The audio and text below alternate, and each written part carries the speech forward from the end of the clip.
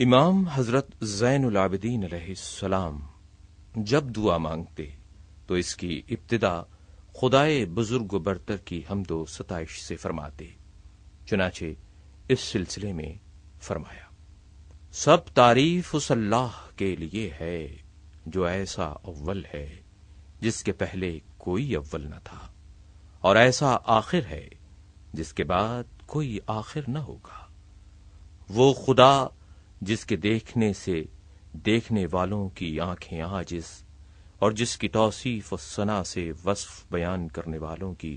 عقلیں قاصر ہیں، اس نے کائنات کو اپنی قدرت سے پیدا کیا اور اپنے منشاء ازلی سے جیسا چاہا انہیں ایجاد کیا، پھر انہیں اپنے ارادے کے راستے پر چلایا اور اپنی محبت کی راہ پر ابھارا۔ جن حدود کی طرف انہیں آگے بڑھایا ہے ان سے پیچھے رہنا، اور جن سے پیچھے رکھا ہے ان سے آگے بڑھنا ان کے قبضہ و اختیار سے باہر ہے۔ اللہ نے ہر ذی روح کے لیے اپنے پیدا کردہ رزق میں سے معین و معلوم روزی مقرر کر دی ہے۔ جسے زیادہ دیا ہے اسے کوئی گھٹانے والا گھٹا نہیں سکتا، اور جسے کم دیا ہے اسے کوئی بڑھانے والا بڑھا نہیں سکتا۔ پھر یہ کہ اسی نے اس کی زندگی کا ایک وقت مقرر کر دیا اور ایک معینہ مدت اس کے لیے ٹھہرا دی، جس مدت کی طرف وہ اپنی زندگی کے دنوں سے بڑھتا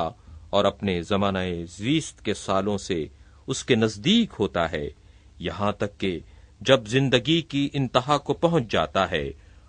اور اپنی عمر کا حساب پورا کر لیتا ہے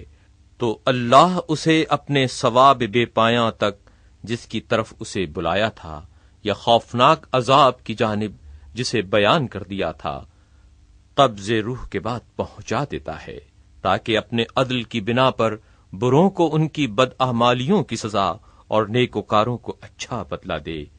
اس کے نام پاکیزہ اور اس کی نعمتوں کا سلسلہ لگاتار رہے۔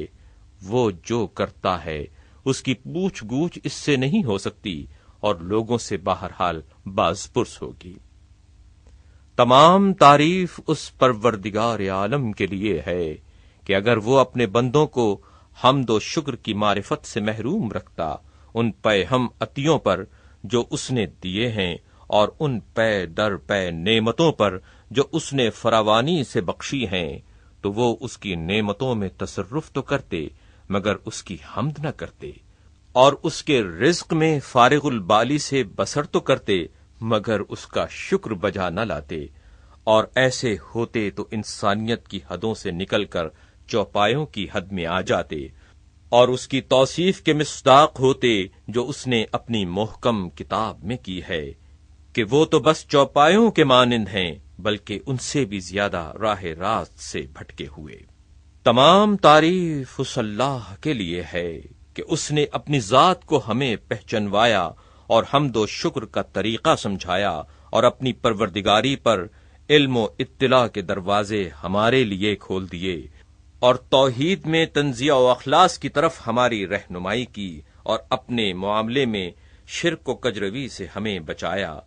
ایسی حمد جس کے ذریعے ہم اس کی مخلوقات میں حمد گزاروں میں زندگی بسر کریں اور اس کی خوشنودی و بخشش کی طرف بڑھنے والوں سے سبقت لے جائیں۔ ایسی حمد جس کی بدولت ہمارے لیے برزخ کی تاریکیاں چھٹ جائیں، اور جو ہمارے لیے قیامت کی راہوں کو آسان کر دے اور حشر کے مجمع عام میں ہماری قدر و منزلت کو بلند کر دے،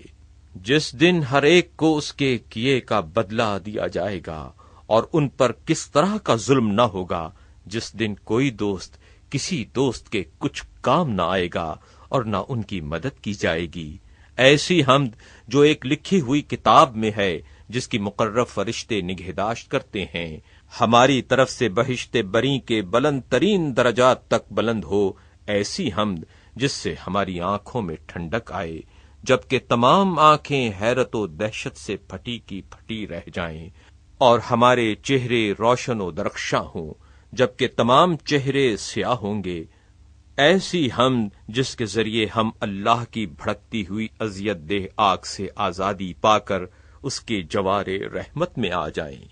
ایسی حمد جس کے ذریعے ہم اس کے مقرب فرشتوں کے ساتھ شانہ بشانہ بڑھتے ہوئے ٹکرائیں اور اس منزل جاوید و مقام عزت و رفت میں جسے تغیر و زوال نہیں، اس کے فرستادہ پیغمبروں کے ساتھ یکجا ہوں۔ تمام تعریف اس اللہ کے لیے ہے جس نے خلقت و آفرینش کی تمام خوبیاں ہمارے لیے منتخب کیں اور پاک و پاکیزہ رزق کا سلسلہ ہمارے لیے جاری کیا اور ہمیں غلبہ و تسلط دے کر تمام مخلوقات پر برتری عطا کی۔ چنانچہ تمام کائنات اس کی قدرت سے ہمارے زیر فرمان اور اس کی قوت و سربلندی کی بدولت ہماری اطاعت پر آمادہ ہے۔ تمام تعریف اس اللہ کے لیے ہے جس نے اپنے سوا طلب و حاجت کا ہر دروازہ ہمارے لیے بند کر دیا، تو ہم اس حاجت و احتیاج کے ہوتے ہوئے کیسے اس کی حمد سے عہدہ برا ہو سکتے ہیں اور کب اس کا شکر ادا کر سکتے ہیں؟ نہیں، کسی وقت بھی اس کا شکر ادا نہیں کر سکتے۔ تمام تعریف اس اللہ کے لیے ہے جس نے ہمارے جسموں میں پھیلنے والے اعصاب اور سمٹنے والے عضلات ترتیب دیے اور زندگی کی آسائشوں سے بہرمند کیا